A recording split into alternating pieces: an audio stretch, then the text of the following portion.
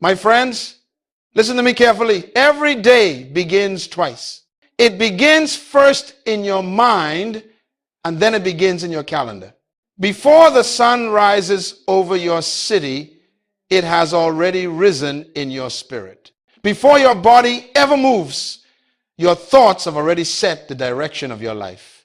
Because when the ruler within awakens, everything outside must submit. You are the governor of your destiny, the steward of your potential, and the reflection of your creator. So rise, rule, and reign, for the kingdom is within you. The law of the morning says this: you can never control your future if you cannot control your first hour. Your morning is not just a time, it is a territory. And whoever owns your morning owns your day. If the world owns it, the world controls your direction. If social media owns it, distraction becomes your master. But if purpose owns it, destiny bows to your command. That is why the scripture says, in the morning, while it was still dark, Jesus went to a solitary place to pray. Why? Because he understood the principle of divine order. You manage the invisible before you manifest the visible. You secure victory in the unseen world before you ever walk into the seen one. You win the battle of the day before breakfast. I want you to write this somewhere deep in your mind. The way you begin the day determines the way you command it. If you start your morning in confusion, you multiply confusion. If you start it in clarity, you multiply clarity. If you begin it in fear, you invite fear to follow you. But if you begin it in faith, you attract favor all day long. Let me tell you something that changed my life. Years ago, I asked the Lord, why does it seem that successful people manage so much with so little time, while others waste whole days doing nothing? And I heard this phrase in my spirit: because success is not a mystery, it is management. God will never give you more time. He will give you more to do with the time you already have. So if you mismanage your mornings, you mismanage your mission. Every pilot knows that the hardest part of flight is takeoff. Once you're in the air, momentum carries you. But if you fail in takeoff, the whole journey is delayed. That's how life works. The morning is your takeoff runway. If you stumble at the start, you struggle through the rest. So you must learn to treat your morning as holy ground. It is sacred because it decides everything that follows. Now, some of you wonder why you feel powerless during the day. It's because you give your power away before 8 a.m. You scroll before you still your mind. You consume before you commune. You react before you reflect. And you call it being informed, but you're actually being influenced. You cannot build a strong mind on borrowed opinions. If you start your morning in confusion, you multiply confusion. If you start it in clarity, you multiply clarity. If you begin it in fear, you invite fear to follow you. But if you begin it in faith, you attract favor all day long. The way you begin the day determines the way you command it. So why do you begin your day before hearing from your Creator? My friend, the morning is your meeting with God and with yourself. It is not a time to perform, it is a time to prepare. It is not a time to run, it is a time to recalibrate. It is the council room of kings, the throne room of thinkers, the classroom of destiny. When you understand this, you stop saying, I'm not a morning person. You realize that mornings don't belong to the sleepy, they belong to the strategic. The moment your eyes open, the world begins to pull on you. Responsibilities, notifications, noise, all competing for your attention. But a strong mind rises above that pull. It says, before I give the world my energy, I will give heaven my attention. Let me say this as the principle of life. You cannot win the day with a distracted dawn. The quality of your day is not decided by what happens to you, but by what happens within you before the world begins. Your first thoughts are the architects of your environment. If they are structured by truth, the rest of the day builds in order. If they are scattered by distraction, the rest of the day collapses in chaos. That is why successful people guard their first hour like a treasure chest. They understand that morning is not something you stumble into, it is something you steward. They set rituals of reflection, prayer, reading, and vision. Not because it's trendy, but because it's transformative. And I tell you today, the greatest investment you can make in your destiny is not in the stock market, not in property, not in popularity. It is in the first hour of your morning, because that's where your thoughts are unformed, your spirit is open, and your direction can be decided. That's where kings plan, prophets hear, and leaders align. So here's your revelation today. If you master your morning, you will master your life. If you dominate the dawn, you will dominate your destiny. This is the law of the morning. It is the first and greatest discipline of a mind that rules rather than reacts, because every day begins twice, first in your mind, then in your calendar. And the one who owns the morning commands the rest. Write this down somewhere deep in your spirit. Touch your purpose before you touch your phone. That is the law of purpose before input. You see, purpose is not a topic, it's a foundation. Everything in creation has a reason for its existence. The sun rises to give light. The seed breaks to give life. The mind awakens to give meaning. But most people begin their day before remembering why they exist. They wake up and immediately open a portal, a screen filled with everyone else's plans, everyone else's noise, everyone else's purpose, and then wonder why their own life feels confused. The truth is this: if you start your day with the world, you will spend the day reacting. But if you start your day with purpose, you will spend the day creating. Purpose gives direction. Input gives distraction. And whichever one you allow first will govern your day. Let me say it this way: whatever enters first rules next. The first voice you hear in the morning becomes the loudest voice in your decisions. That's why the enemy doesn't have to destroy your purpose. He only has to distract it. He knows if he can occupy your attention, he can hijack your direction. You were not designed to begin your day in confusion. You were designed to begin in communion. Communion with your Creator. Communion with your purpose. Because purpose is the compass of the mind. It tells you where to point your thoughts. Without it, even productivity becomes busyness. And busyness without direction is wasted energy. I remember flying to a conference years ago, sitting beside a young executive. He was scrolling through his phone, replying to messages, checking news, switching apps restless before breakfast. I smiled and asked, "What are you doing?" He said, "Catching up." I said, "Catching up with who?" He said, "With the world." I said, "That's your problem. You're catching up with the world instead of catching up with your why."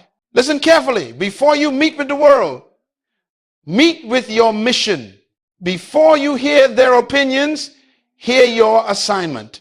Before you take in their noise, tune into heaven's voice. Because what you feed your mind first becomes your internal fuel for the rest of the day. The law of purpose before input demands that you decide your direction before you consume any information. Don't start your day with what others want from you. Start it with what you were sent to do. Purpose is your filter. It tells you what deserves your attention. It separates the urgent from the important. It decides what you must respond to and what you must release. Now, let me show you something profound. Most people don't lose focus because they lack discipline. They lose focus because they lack definition. If you don't define your purpose, You will live at the mercy of other people's emergencies. You will spend your life reacting to notifications instead of fulfilling your assignment. That is why the morning must begin with this question: why did I wake up today? If you can't answer that, you are awake but not alive. Purpose gives birth to energy. When you know why you are, you no longer need someone to motivate you. Purpose is fuel. It burns from within. You know, I often tell people the greatest tragedy in life is not death, but life without purpose. To live without purpose is to exist without meaning, to succeed without fulfillment, to run without direction. And if that is true for life, it is also true for every day of your life. A day without purpose is 24 hours of existence without advancement. So here's the first discipline of a strong mind. Begin your morning by activating your why. Before you pick up your phone, pick up your purpose. Before you check your messages, check your mission. Before you open a feed, open your faith.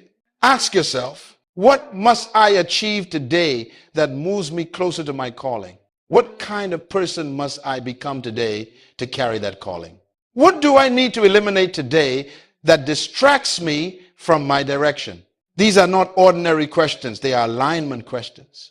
They bring your thoughts under the authority of your assignment. When you begin your day this way, your mind receives its orders before the world gives its opinions. Your spirit becomes the CEO of your brain. You move from reaction to rulership. This is what it means to have mental authority.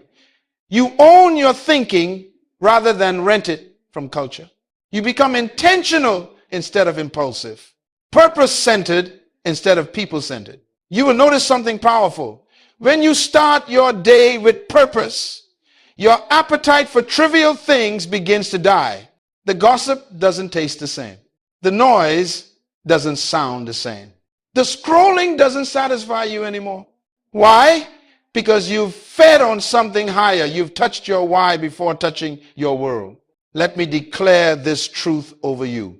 The strength of your mind tomorrow depends on what you start feeding it today. The person who begins with purpose ends with peace. Purpose at dawn produces power at dusk. So tomorrow morning, when you open your eyes, do not reach for your device, reach for your destiny. Take 5 minutes to remind yourself who you are, where you are going, and why you are going there. Say it out loud, write it down, anchor it deep.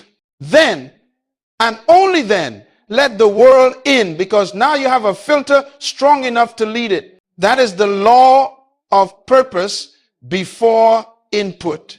If you master this law, you will no longer live on borrowed energy or borrowed direction.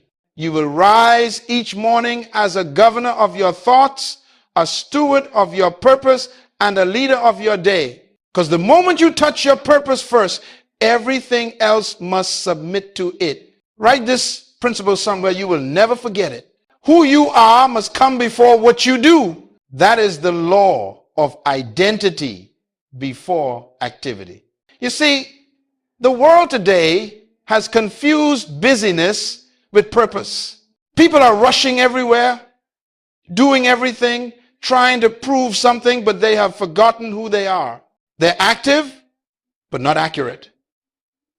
They're moving, but not meaningful. They're chasing results while losing their roots. Hear me carefully. Activity is not the evidence of effectiveness. You can be busy building castles for others and still be sleeping under bridges yourself. You can be surrounded by noise but empty of identity. You can be productive but still not progressive. Before God gave Adam a task, he gave him an identity. He said, let us make man in our image after our likeness. Only after that did he say, have dominion. Because you cannot dominate the world around you if you have not defined the person within you. Dominion is the offspring of definition. So many people are working jobs they hate because they never discovered who they are. They are performing roles instead of fulfilling purpose. They are being what others expect instead of becoming what they were created to be. That's why they're exhausted. Not because the work is hard, but because the work doesn't match their identity. The most dangerous person on earth is not an evil person. The most dangerous person is a busy person who has lost their sense of self. They do everything but accomplish nothing. They climb ladders that are leaning against the wrong walls. They fight battles that were never theirs to fight. That's why every morning, before you plan your activities, you must return to your identity. Ask yourself, who am I? Not what you do, not where you work, not what people call you. Who am I? Because identity gives birth to integrity. If you know who you are, you don't have to pretend to be something else. You don't have to impress anyone to feel important. You don't have to compete because you are complete. Listen carefully. When identity is absent, insecurity is present. And when insecurity is present, imitation is inevitable. People without identity copy those who appear confident. They wear labels to feel valuable. They measure success by comparison instead of conviction. That's why social media has become an altar of false identity. Millions are sacrificing authenticity for approval. They trade originality for imitation. They chase likes but lose life. They project what they want people to see instead of who they were born to be. But when you know your identity, you walk differently. You talk differently. You think differently. You don't need applause to feel significant. You don't need a stage to know you're important. You carry your confidence quietly because it's not borrowed, it's built. I remember a conversation I had with a young leader who told me, Dr. Munroe, I want to do great things. I said, that's good. But before you do great things, make sure you become a great person. Because if you try to do great things before becoming a great person, your success will destroy you. What you build outwardly will collapse inwardly if your inner identity cannot sustain it. Activity without identity leads to anxiety, but when identity comes first, activity becomes peace. You work from rest, not rest from work. You perform from confidence, not for validation. Let me give you a picture. A tree does not try to bear fruit to prove it's a tree. It bears fruit because it is a tree. Identity precedes productivity. So it is with you. Your fruit flows naturally when your roots are secure. Some of you are asking God for new opportunities, but heaven is waiting for you to remember yourself. Before he opens new doors, he must secure your sense of identity. Because if he blesses you while you are still pretending, the blessing will expose the fake. You see, the strength of your activity depends on the stability of your identity. If who you are changes every time life challenges you, you will never build consistency. But when your sense of self is anchored in truth, storms can shake your schedule, but never your soul. I am a leader, not a follower. I am disciplined, not distracted. I am purpose-driven, not pressure-driven. I am a child of God, not a product of culture. I am a leader, not a follower. I am disciplined, not distracted. I am purpose-driven, not pressure-driven. I am a child of God, not a product of culture. 5 declarations like these every morning will recalibrate your spirit before the noise of the world begins. They remind your mind who is in charge. They shift you from doing for approval to doing from assurance. Identity is the root of authority. When you know who you are, circumstances lose power over you. Criticism cannot crush you because it doesn't define you. Failure cannot frighten you because it doesn't reduce you. And success cannot seduce you because it doesn't complete you. This is the law of identity before activity, the foundation of a disciplined life and a strong mind. Every morning, before you engage the day, remind yourself that being precedes doing.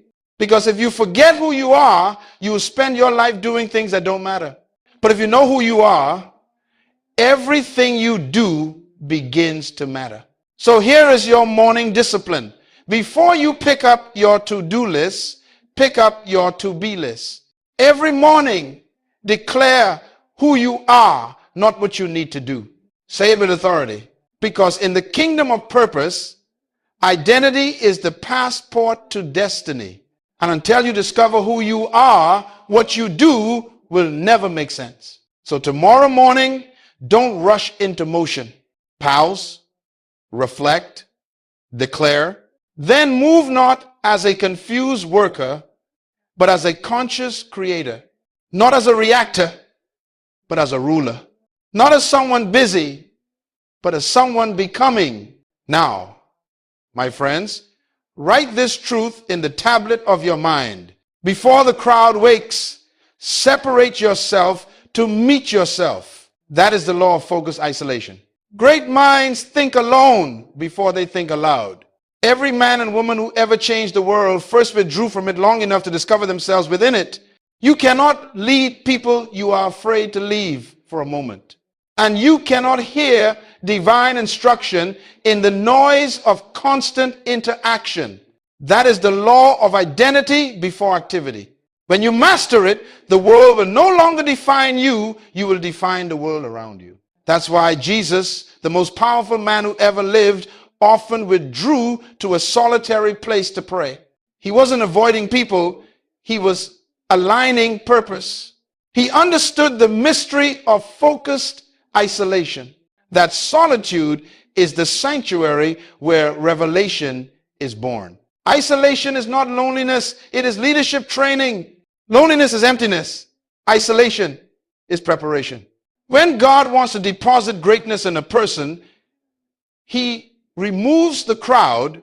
He disconnects you before he develops you. He separates before he sends. He silences before he speaks. Isolation is the price of illumination. The secret of power is privacy.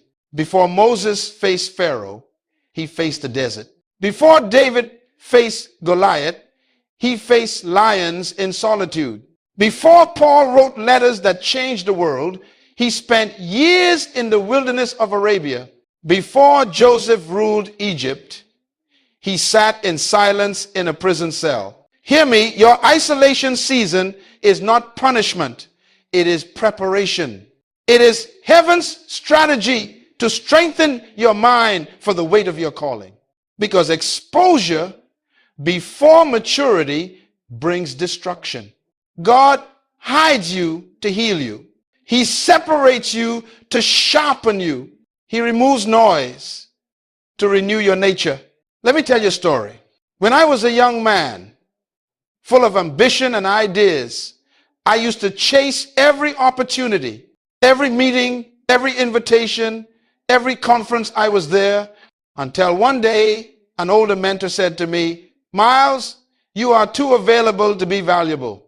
I didn't understand. He said, "Gold is rare because it's hidden. Its value is in its inaccessibility. Protect your presence if you want to preserve your power." That word changed me. From that day, I began to schedule silence the same way others schedule meetings. I realized that every time I met with myself, I was meeting with my mission. And every time I silenced the world, I amplified heaven. You see, your mind is like a lake. When it's stirred by noise, it becomes muddy. You can't see clearly. But when it's still, it reflects the sky. Stillness allows you to see heaven's reflection within you. That's why focused isolation is not withdrawal, it is alignment. You withdraw from distraction to reconnect to direction. So every morning, before the world intrudes, Take 10 minutes, just you, your thoughts, and your purpose. No phone, no noise, no conversation, just stillness. Ask yourself, what am I hearing? What am I feeling? What am I becoming? Don't rush to answer. Let silence reveal. Some of you have been praying for clarity, but you can't hear because you won't be still. You're surrounded by constant noise, people's opinions, digital chatter, emotional static. Your mind is never silent long enough for wisdom to enter. You say, God doesn't speak to me. But the truth is, he's been speaking all along. You just haven't been quiet enough to recognize his voice. If you do not schedule isolation, the world will schedule distraction. If you do not guard silence, noise will invade your soul. If you do not pause, you will confuse movement for meaning. Let me give you a principle. You cannot hear the whisper of wisdom while shouting with the world. Some people are so busy being seen that they never see themselves. They spend their days talking to everyone and listening to no one, not even God. That's why they repeat the same mistakes. They never stop long enough to learn. But those who practice focused isolation carry an authority that confuses average minds. Because solitude breeds strength. When you walk out of silence, you carry sound that shakes rooms. Your presence becomes heavy with clarity. Your eyes carry peace. Your words carry weight. Your decisions carry direction. Because silence is not the absence of sound, it's the presence of strategy. It's where divine downloads happen. It's where mental clutter is cleared and creative ideas are conceived. It's where confidence grows roots and conviction gains volume. I know the modern world celebrates constant connection, but the most connected minds are often the most disconnected from themselves. You cannot know your purpose if you never sit quietly with it. You cannot lead the noise if you are addicted to it. And you cannot renew your mind if you never rest your mind. So every morning, before you meet the crowd, meet your creator. Before you talk to people, talk to purpose. Before you scroll, sit still. That is the secret place of power. Do not be afraid of being alone. Be afraid of being distracted. Because greatness is born in the womb of isolation. When you learn to walk with yourself, you stop running after everyone else. And when you hear heaven clearly, you no longer chase human approval. This is the law of focused isolation. A mind that cannot be still cannot be strong. But a mind trained in solitude becomes unstoppable. Because in silence, you remember your source. And the one who remembers his source will never lose his strength. Now, hear me carefully. Do not be afraid of being alone. Be afraid of being distracted. Because greatness is born in the womb of isolation. When you learn to walk with yourself, you stop running after everyone else. And when you hear heaven clearly, you no longer chase human approval. That is the law of mental nutrition. This is the law of focused isolation. A mind that cannot be still cannot be strong. But a mind trained in solitude becomes unstoppable. Because in silence, you remember your source. And the one who remembers his source will never lose his strength. Some people begin their morning with junk, mental junk. They consume gossip, opinions, fear, and foolishness before they've even had breakfast. They scroll through the menu of mediocrity and wonder why their thoughts have no strength. But you cannot build a royal mind on the diet of the common. You cannot grow intellectual and spiritual power while feeding your brain emotional sugar. This is the law of focused isolation. A mind that cannot be still cannot be strong. But a mind trained in solitude becomes unstoppable. Because in silence, you remember your source. And the one who remembers his source will never lose his strength. That's why the scripture says, man shall not live by bread alone, but by every word that proceeds from the mouth of God. The word of God, truth, Wisdom, revelation, is the breakfast of destiny. The mind that feeds on truth becomes unshakable. The mind that feeds on distraction becomes unpredictable. Let me tell you something. What you eat mentally determines your spiritual metabolism. Some people are slow to act, slow to believe, slow to grow because their mental diet is filled with empty calories. They consume entertainment, not enlightenment. They chew on opinions, not principles. They snack on social media, but starve on scripture. They feed on negativity, then wonder why their spirit is malnourished. If you want to build a strong mind, you must curate your mental menu. Don't let everyone cook for your consciousness. Be selective about what enters your intellect. Not everything that sounds smart is nutritious.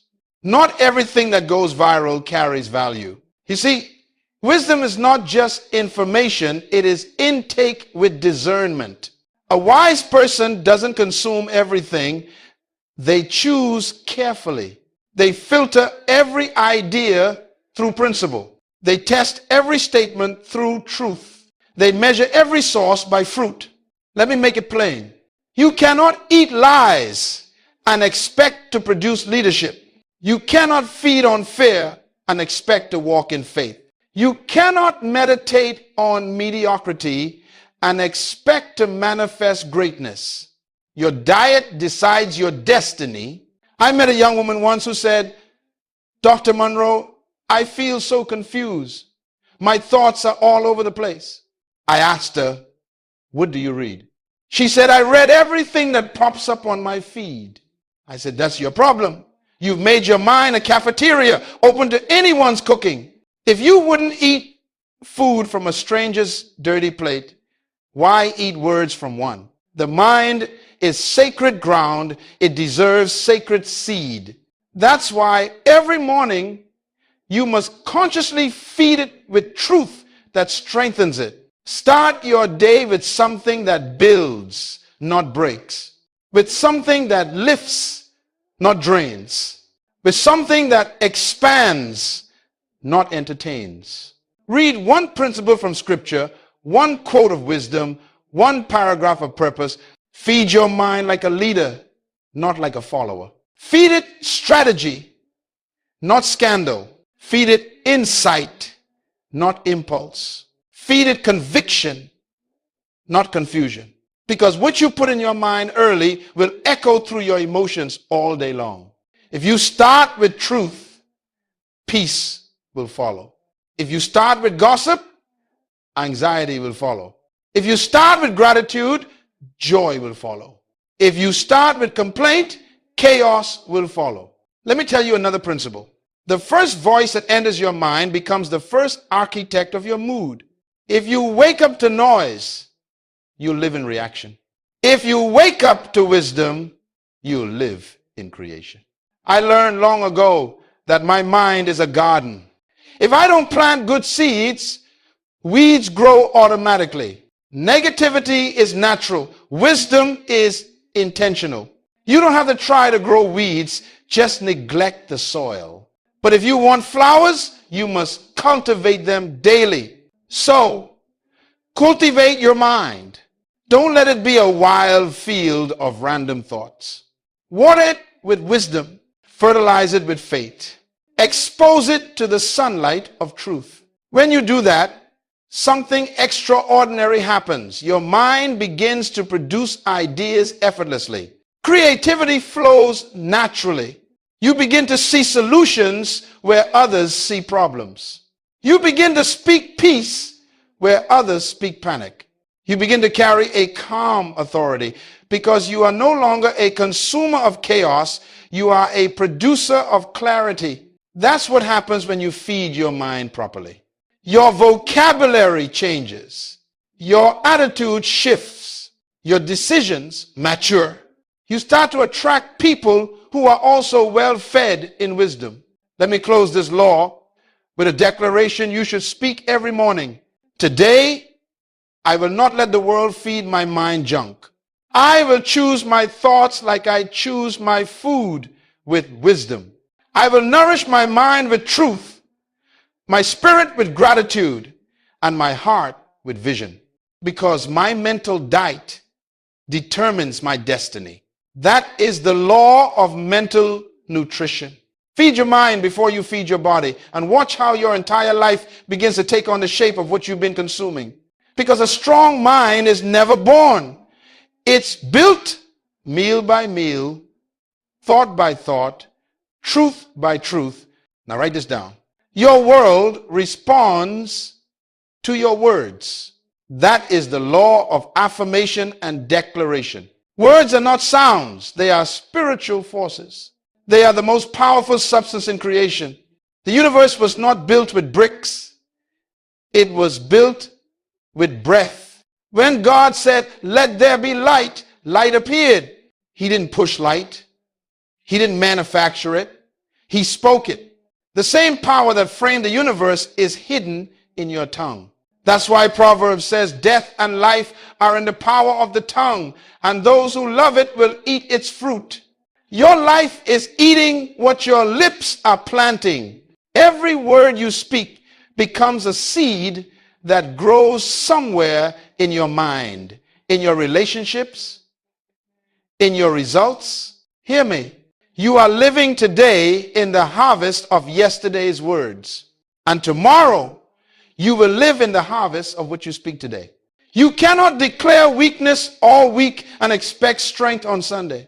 You cannot speak defeat daily and expect victory monthly. You cannot curse your future and still hope to walk into blessing. The world was designed to obey language. That's why what you say becomes what you see. Your mind listens to your mouth. Your life follows your language. And your atmosphere conforms to your affirmations. So I ask you, what are you speaking into your mornings? When you rise, are your words commanding light or confessing darkness?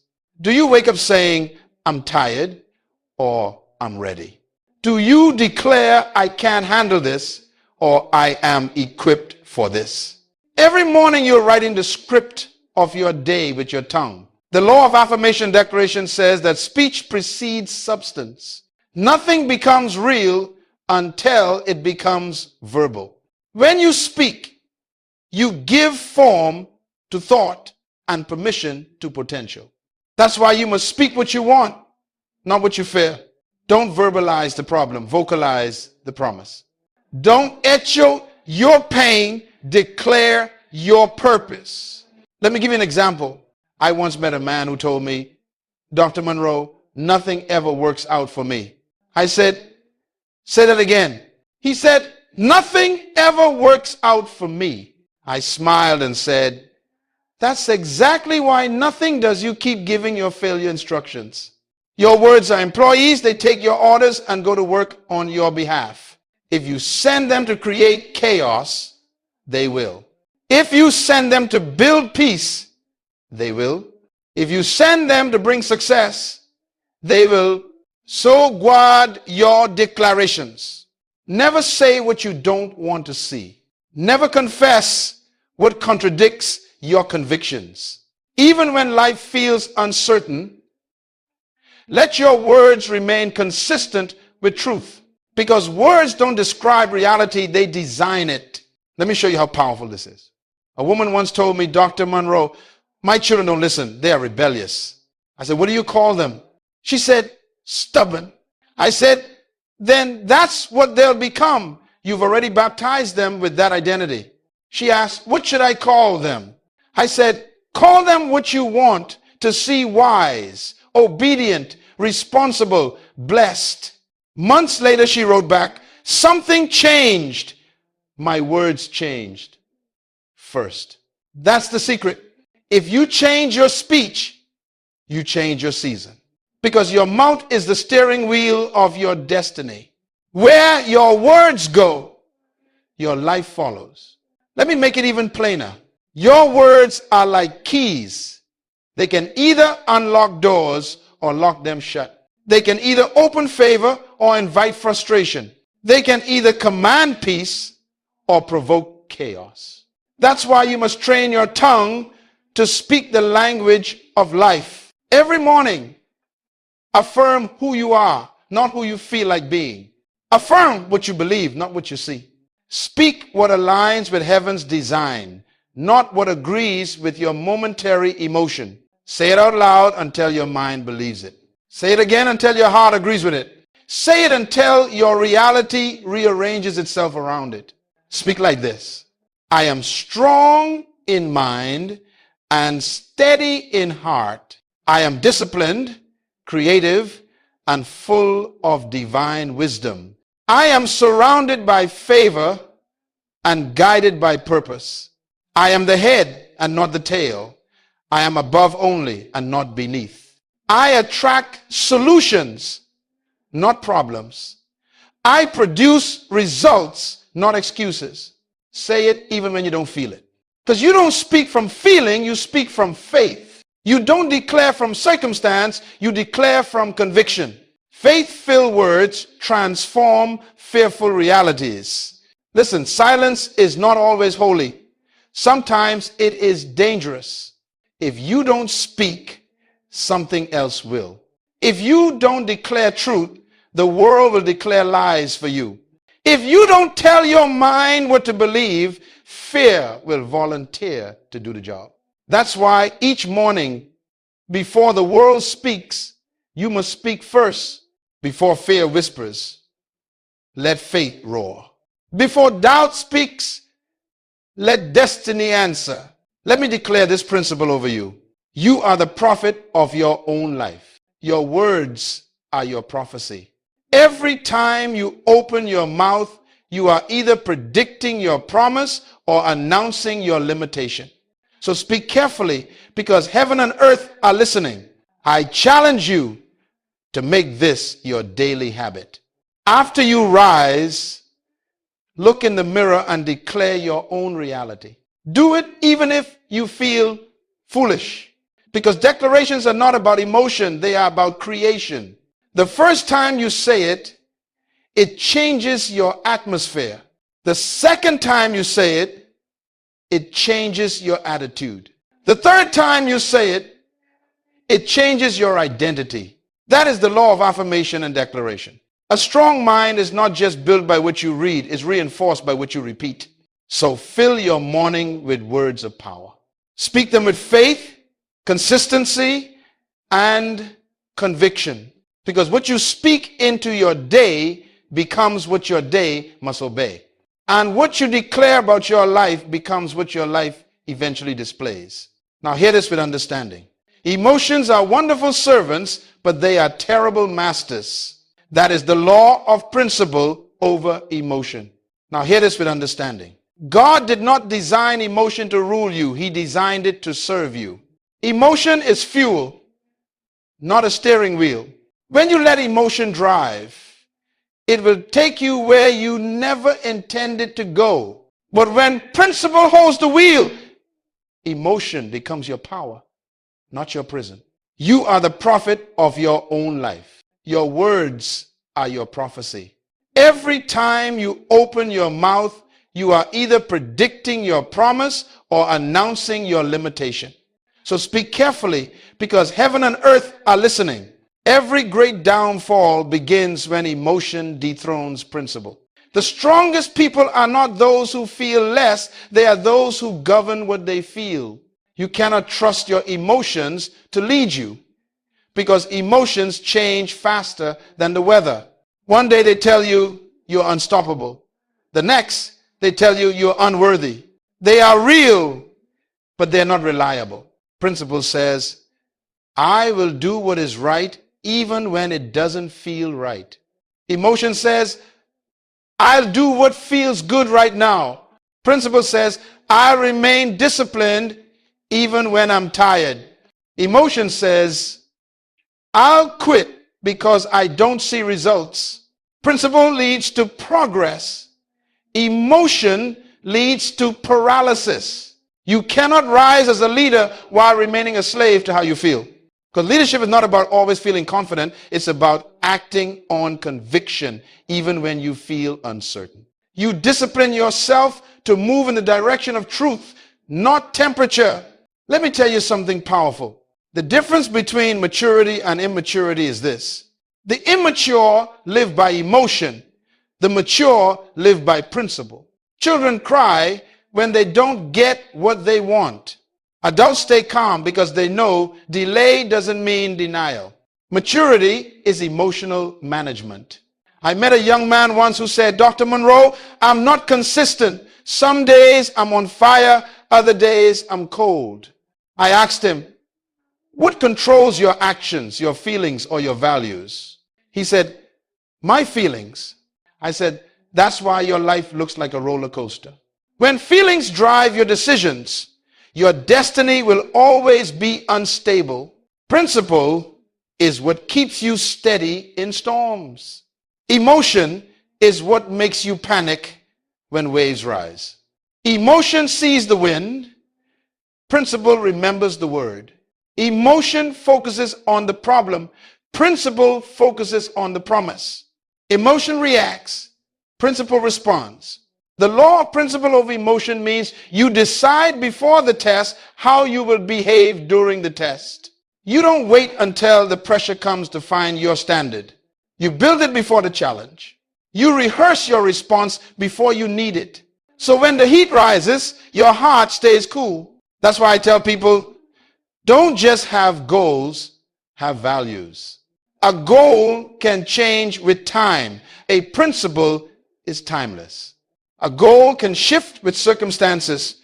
A principle stands through storms. When you live by principle, you cannot be manipulated by feelings, yours or anyone else's. Do you know why people fall back into bad habits? Because habits are emotional reflexes that ignore principle. When stress hits, they run to comfort instead of conviction. When fear comes, they choose safety over destiny. But a person ruled by principle learns to tell their feelings. You are allowed to exist, but you are not allowed to decide. Let me tell you this. Courage is not the absence of fear, it's obedience to principle in the presence of fear. Discipline is not the absence of temptation, it's faithfulness to truth despite it. Peace is not the absence of chaos, it's the rule of principle inside it. That's why Jesus said, not my will, but yours be done. Even in agony, he submitted emotion to assignment. He didn't feel like dying on that cross, but he followed principle, obedience, purpose, redemption. And because he did, every name under heaven now bows to his. That is the power of principle. Emotion may scream louder, but principle speaks longer. Emotion fades, but principle endures. So how do you live by this law? Every morning, before the day begins, decide one guiding principle that will govern your reactions. Maybe it's integrity. Maybe it's gratitude. Maybe it's excellence. Write it down. Declare it. Say, today I will respond from principle, not from pressure. Then, when the frustration comes, and it will, you remind your mind, my principle today is peace. When temptation comes, and it will, you remind yourself, my principle today is purity. When delay comes, say, my principle today is patience. You will find that emotion starts to lose its power when you lead it instead of obey it. Because feelings follow focus. And when your focus is principle, your emotions begin to align with truth. Hear this declaration.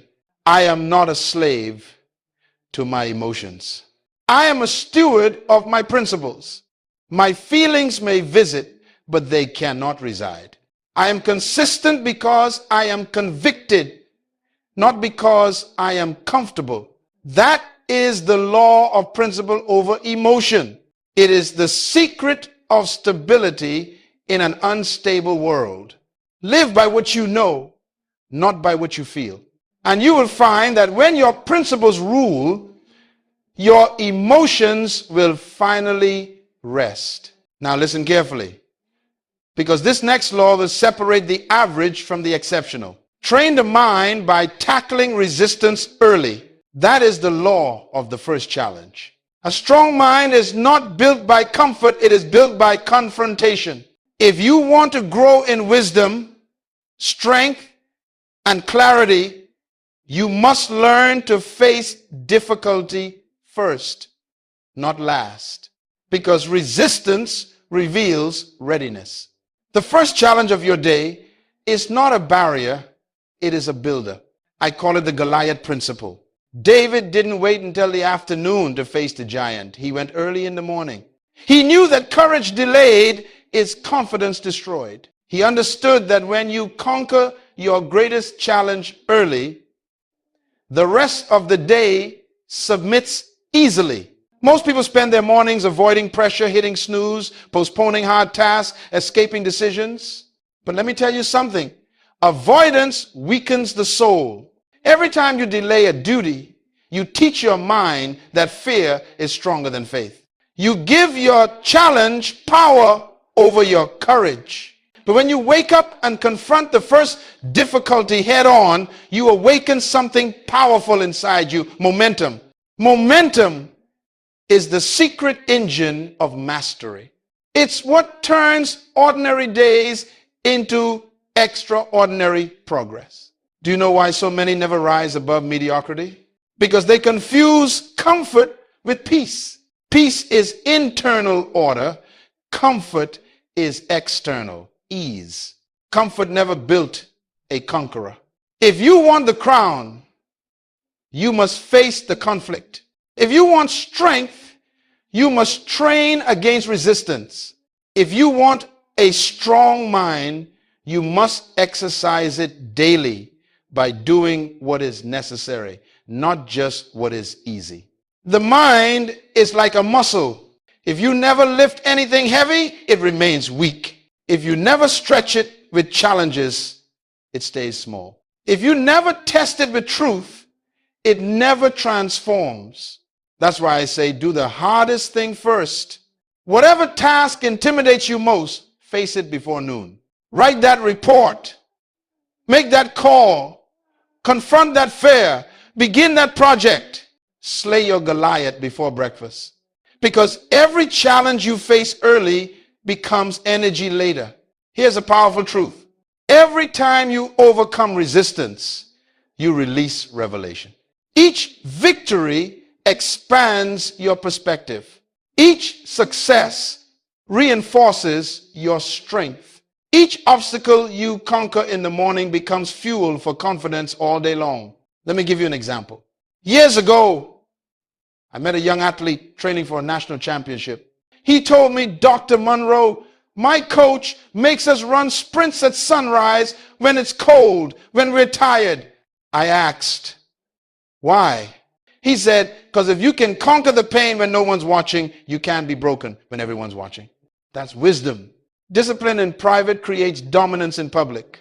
When you train your mind to handle the first challenge of the day, the next ones shrink in comparison. You stop saying, I can't, and start saying, I already did. Confidence is not the absence of challenge. It's the memory of victory. That's why I say do the hardest thing first. Whatever task intimidates you most, face it before noon. Write that report. Make that call. Confront that fear. Begin that project. Slay your Goliath before breakfast. Because every challenge you face early becomes energy later. That's why I tell people, stop praying for easy days. Pray for stronger minds. Don't ask God to remove the challenge. Ask him to reveal the champion. The purpose of challenge is not to destroy you, but to develop you. Gold is not afraid of fire. It needs fire to prove its gold. Let me tell you the secret to lasting transformation. Your day will always rise to the level of your first decision. If your first decision is discipline, the day bows in order. If your first decision is delay, the day collapses in chaos. You cannot expect divine order if you start your morning in disorder. So make it your ritual. Every morning, do one difficult thing on purpose. Something that demands focus, courage, or discomfort. It doesn't have to be big, it just has to be deliberate. Wake up earlier than you feel like. Work out when you'd rather rest. Read instead of scroll. Pray instead of panic. Write instead of worry. Each time you do, you train your mind to obey discipline instead of emotion. And once your mind learns that it can survive discomfort, you become unstoppable. Let me give you a declaration for your mornings. I am not afraid of challenge. Resistance is my training ground. Discomfort is my classroom. Every problem I face today is an opportunity to prove who I've become. Because the truth is this, a smooth sea never made a skilled sailor. You can't learn mastery on calm waters.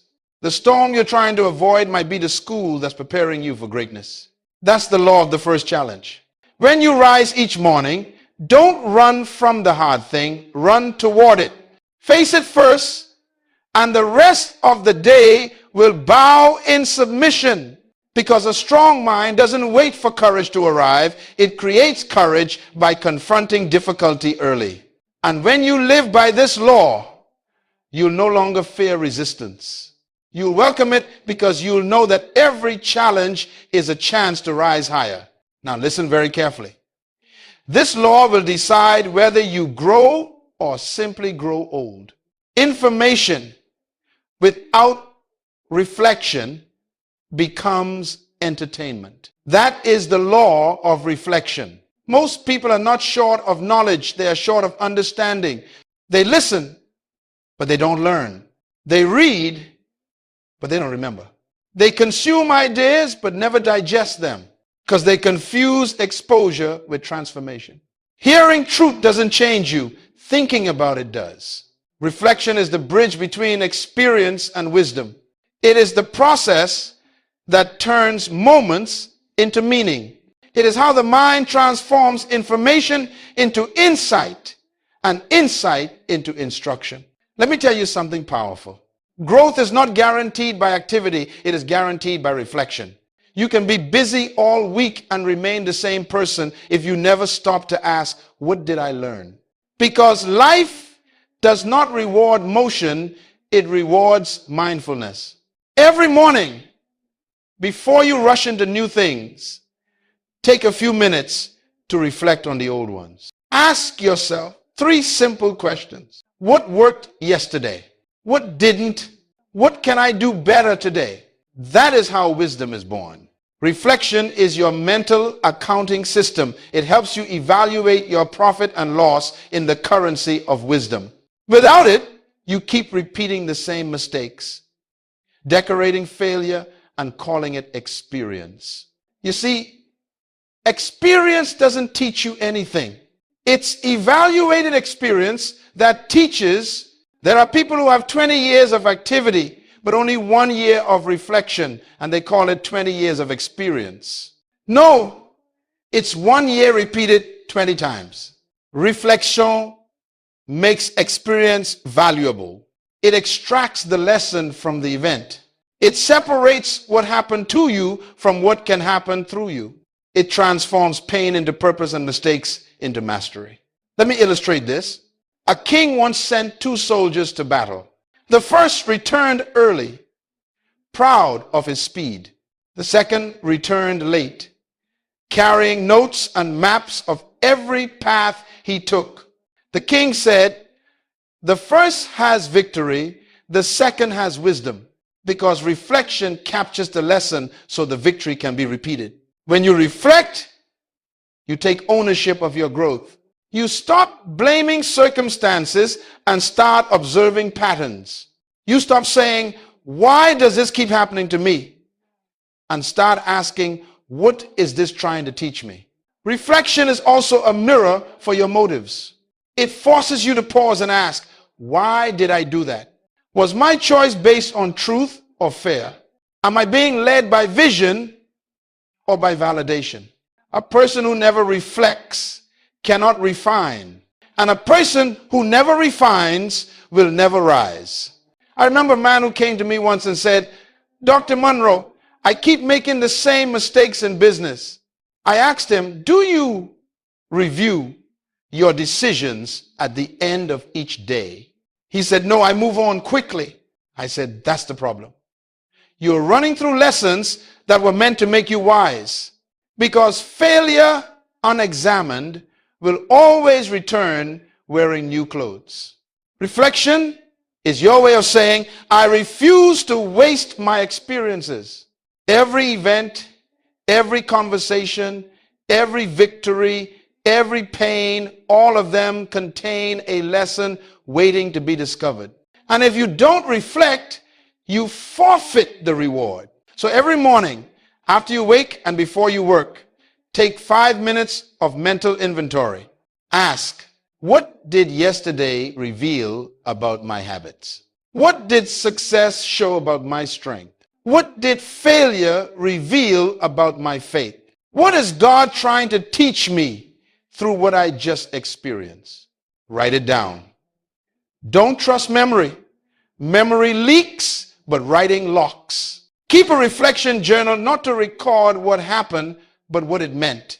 Because meaning is the true measure of maturity. Let me give you a divine principle. Revelation travels at the speed of reflection. The slower you pause to think, the faster you grow in wisdom. Because insight doesn't come from movement, it comes from meditation. You can't receive instruction at the speed of distraction.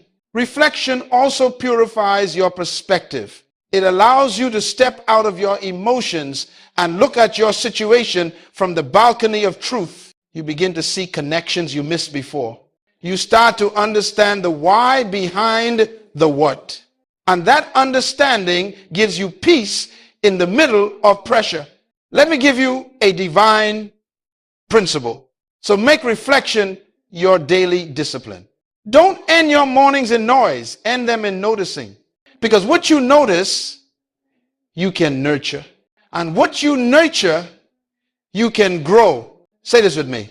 Some people pray for answers, but the answers are already buried in their reflection. They just haven't slowed down long enough to dig them out. When you reflect, you activate the mind of God within you, that creative intelligence that connects patterns, produces wisdom, and unlocks solutions. This is the law of reflection. A strong mind doesn't just consume truth, it contemplates it. It doesn't just move, it measures. It doesn't just experience, it extracts. So remember this principle. You don't grow from what happens, you grow from what you understand about what happens.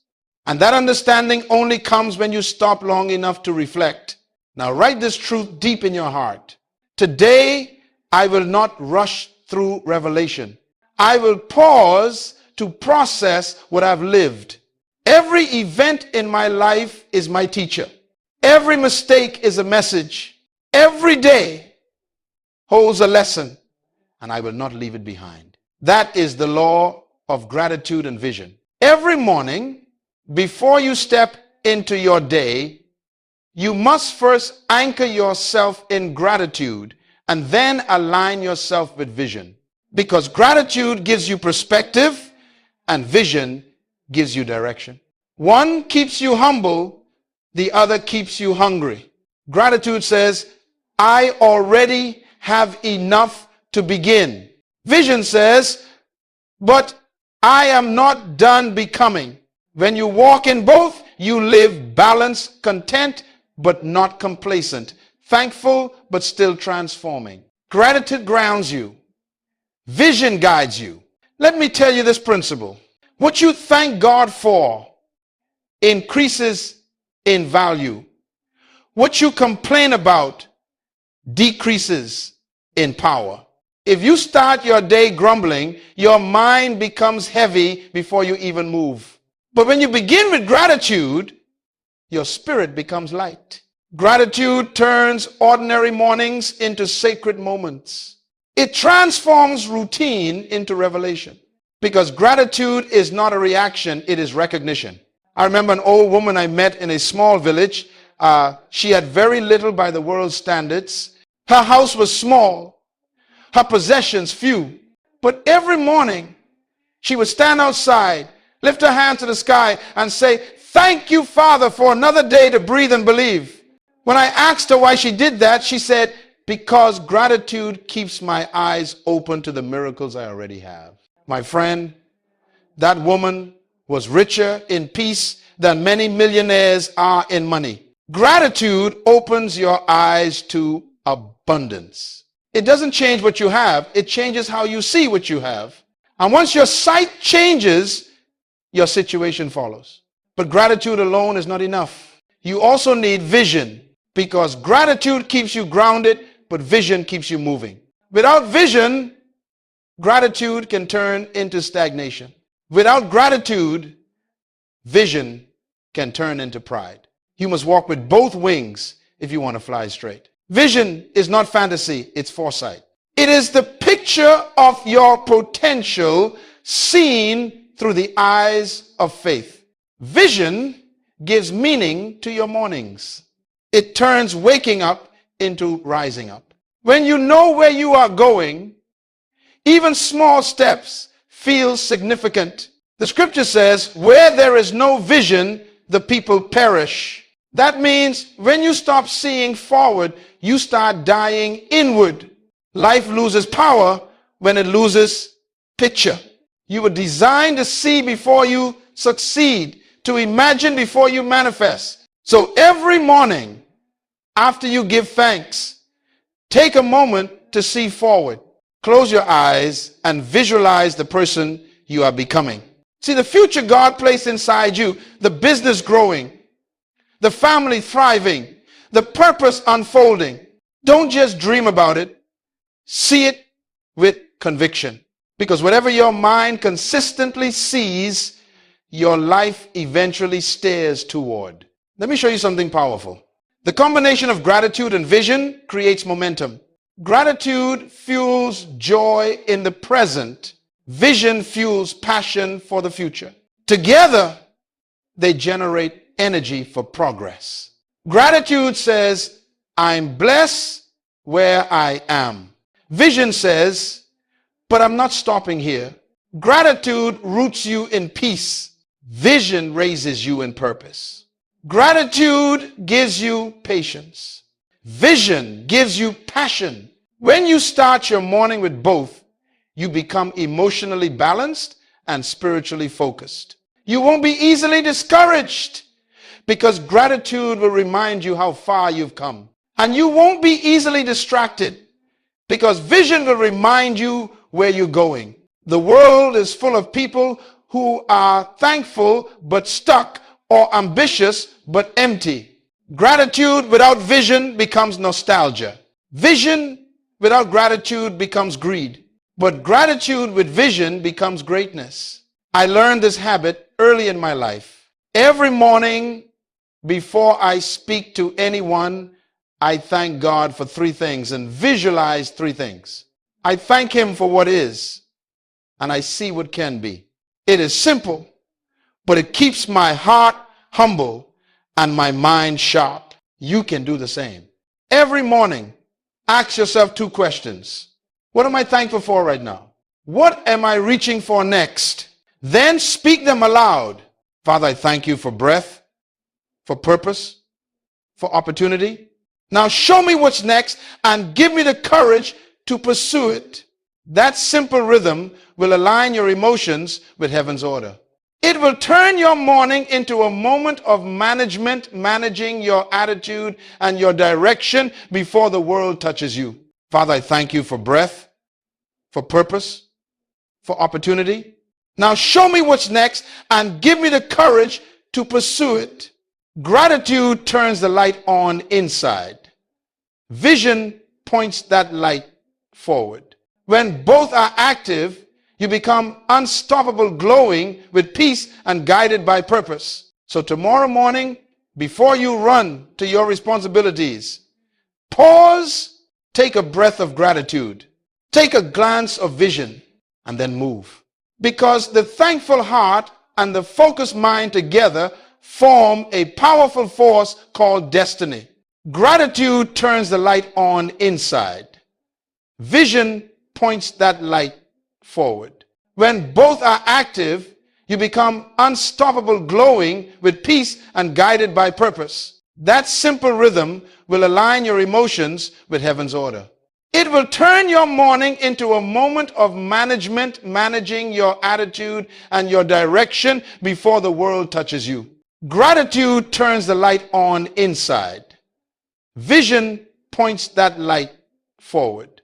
When both are active, you become unstoppable, glowing with peace and guided by purpose. Gratitude turns the light on inside. Vision points that light forward. When both are active, you become unstoppable, glowing with peace and guided by purpose. That simple rhythm will align your emotions with heaven's order. It will turn your morning into a moment of management, managing your attitude and your direction before the world touches you. Release is not weakness, it is wisdom. It is not giving up, it is growing up. Strong minds know that freedom is not the absence of pressure, it is the absence of attachment. You were never designed to carry everything. You were designed to carry purpose, and purpose travels light. There are three things you must release every morning: yesterday's pain, today's pressure, and tomorrow's control. There are three things you must release every morning: yesterday's pain, today's pressure, and tomorrow's control. Forgiveness is the highest form of emotional intelligence. It is not saying you were right. It is saying you no longer have power over me. Forgiveness frees your mind to focus on your mission. So before you go forgive others, forgive yourself, forgive the moment. Release it. You cannot soar while chained to yesterday. Release is not weakness, it is wisdom. It is not giving up, it is growing up. Strong minds know that freedom is not the absence of pressure, it is the absence of attachment. You were never designed to carry everything. You were designed to carry purpose, and purpose travels light. Second, release today's pressure. Some of you wake up already tense, your mind racing, your heart heavy, your soul exhausted before sunrise. You're carrying everyone's expectations, every unfinished task, every unseen worry. But let me tell you something. You were never created to carry the world. You were created to steward your part in it. When you try to play God, you lose peace. When you remember you are human, you find grace. Third, release tomorrow's control. Worry is the misuse of imagination.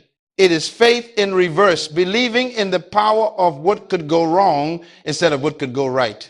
When you live in tomorrow, you rob today of its power. When you try to plan everything, you leave no room for providence. Let go of the need to know every outcome. Let go of the illusion that control equals safety. Because your peace doesn't come from prediction. It comes from preparation and trust. Hear me. Release is not passive. It is powerful. It is the decision to stop fighting battles that are not yours. It is the wisdom to know that some things require prayer, not pressure. It is the courage to say, I will no longer be owned by what I can't change. Let me give you a picture. A pilot never takes off with excess weight. Before every flight, the crew checks the cargo. They remove what is unnecessary to ensure altitude. Your mind must do the same. Every morning, check your cargo. Ask yourself, what am I carrying that I don't need for today's journey? Then release it.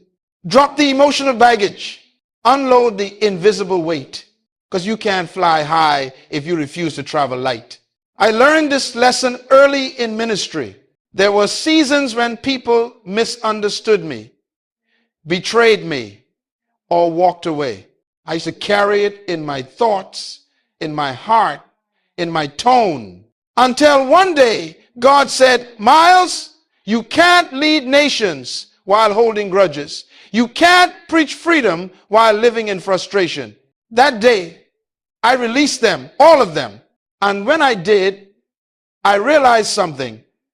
Release is not losing people, it's regaining peace.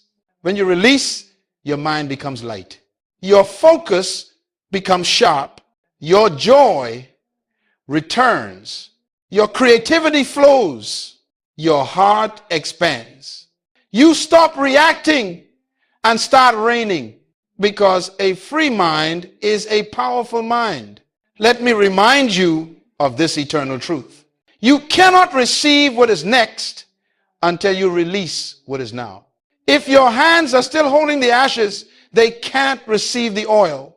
If your mind is still stuck in what failed, it can't form what's new.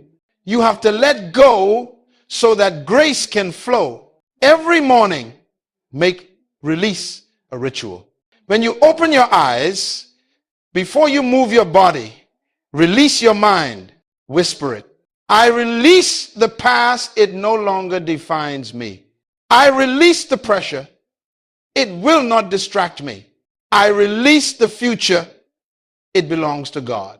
Breathe in peace.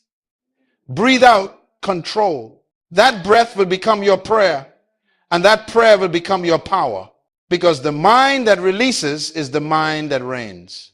The soul that lets go is the soul that grows.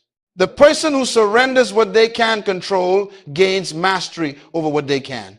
This, my friends, is the law of release. The final key to building a mind so strong it scares mediocrity. A mind at peace with the past, present, and future. A mind light enough to fly and focused enough to lead. So when you rise tomorrow morning, let go before you go. Let go of bitterness and go with blessing. Let go of fear and go with faith. Let go of control and go with confidence. Let go of distraction and go with destiny, because the mind that releases what it cannot change becomes unstoppable in what it can. And that, beloved, is how you live free, think clear, and walk tall. Not as a slave to circumstance, but as a steward of destiny. Let go before you go. Release before you rise. Forgive before you fly, because freedom is the fragrance of a strong mind. That is the law of release. And with it, you have completed the framework for building a mind so strong it not only shapes your day, it shifts your destiny.